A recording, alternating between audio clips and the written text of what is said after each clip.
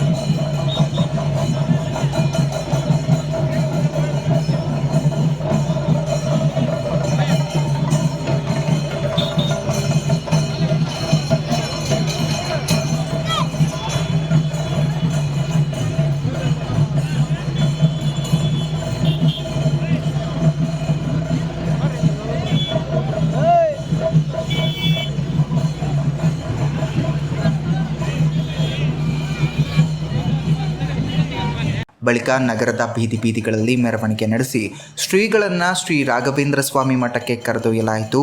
ಈ ವೇಳೆ ಭಕ್ತರು ಹೆಚ್ಚಿನ ಸಂಖ್ಯೆಯಲ್ಲಿ ಭಾಗವಹಿಸಿ ಕಾರ್ಯಕ್ರಮಕ್ಕೆ ಮೆರುಗು ತಂದಿದ್ದಾರೆ. ಈ ಸುವರ್ಣ ಮಹೋತ್ಸವವು 3 ದಿನಗಳ ಕಾಲ ವಿವಿಧ ಧಾರ್ಮಿಕ ಕಾರ್ಯಕ್ರಮಗಳೊಂದಿಗೆ ನಡೆಯಲಿದ್ದು ಭಕ್ತರಲ್ಲಿ ಭಕ್ತಿಭಾವ ಹೆಚ್ಚಿಸಿದೆ.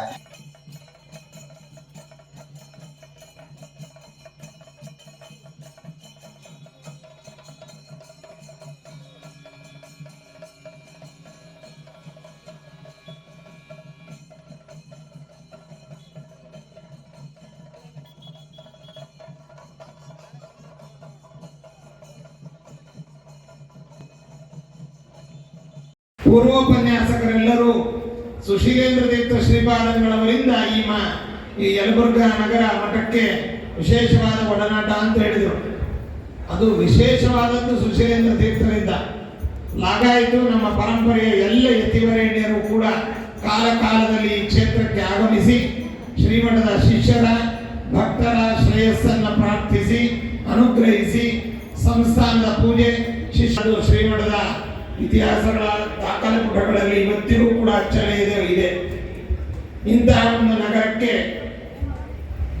ರಾಘವೇಂದ್ರ ಸ್ವಾಮಿಗಳವರ ವಿಶೇಷೇಂದ್ರ ತೀರ್ಥ ಶ್ರೀಪಾದಂಗಳವರು ಸುಮಾರು 110 ವರ್ಷಗಳ ಹಿಂದೆ ಇಲ್ಲಿ ಆಗಮಿಸಿ ಶ್ರೀಮಠದ ಶಿಷ್ಯರು ಭಕ್ತರ ಒಂದು